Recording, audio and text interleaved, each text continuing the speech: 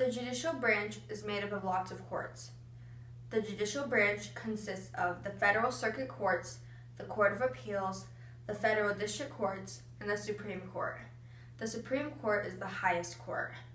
Once a case passes the other courts, the Supreme Court will decide if it is constitutional or unconstitutional.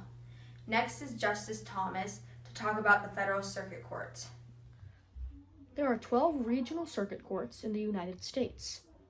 The circuit court is the second to last step before entering Supreme Court. Cases that are appealed from the circuit courts are sent to the Court of Appeals, which will then lead to the Supreme Court.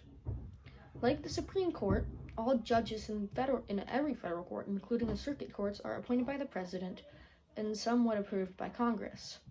Now, to talk about the Court of Appeals is Justice Brett Kavanaugh. Appeal courts come after federal courts or state courts. They're usually named appellate courts. The Supreme Court is also a court of appeal.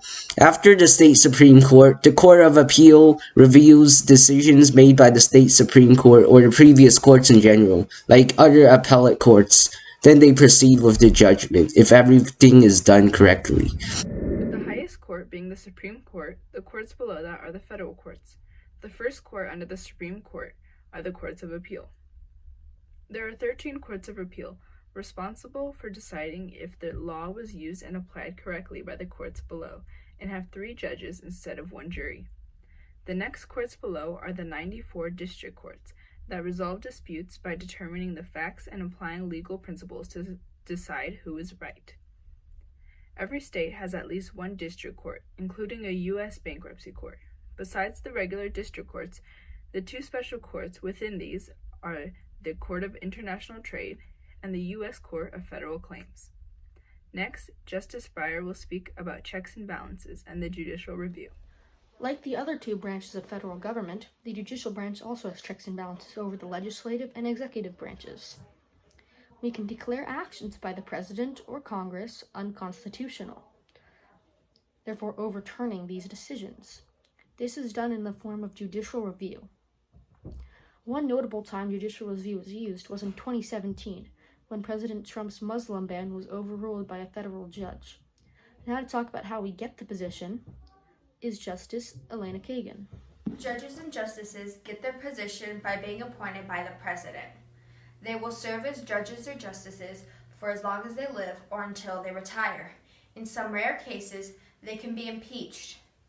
The Senate has to approve the judges or justices with a majority vote, but it is rare for them not to get confirmed. To continue, Justice Barrett will now speak about impeachment and judicial review. Impeachment was not too common. There has been only 15 justices out of 112 justices that served in the Supreme Court that has been impeached. The first impeachment was in 1804. The House of Representatives voted to impeach Associate Justice Samuel Chase. Although Chase was the signer of the Declaration of Independence, he was impeached for acting like a radical partisan. Over the course of American history, the 15 justices that were impeached were mostly due to corruption issues. 8 have been convicted. 3 others resigned before the completion of the impeachment proceedings. It was almost always drinking and acceptation of bribes. The job of the justice is hard, and you have to control your temptations.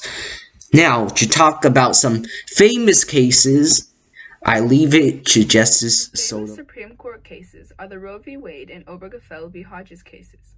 The Roe v. Wade case was the case in which abortion became legal due to the constitutional 14th Amendment that, nor shall any state deprive any person of life, liberty, or property without due process of law. The Obergefell v. Hodges case was the case in which same-sex marriage was originally considered to be unconstitutional, as a marriage was defined as the legal relation between one man and one woman only. But through this Supreme Court case, same-sex marriage was declared a fundamental right and cannot be stopped by the state, as that would be a deprivation of any person of life, liberty, or property without due process of law. Next, we have Justice Gorsuch talking about the Supreme Court and famous justices. The Supreme Court was formed in 1789 and originally only had 6 justices. Over time, 3 more seats were added to represent the growing nation. Now, people are calling for more seats to be added to the court, although this is likely not going to happen. Some famous justices are the 27th President, William Howard Taft, Founding Father John Jay from New York, Thurgood Marshall, the first African-American justice, and feminist icon Ruth Bader Ginsburg. Thank you all for watching.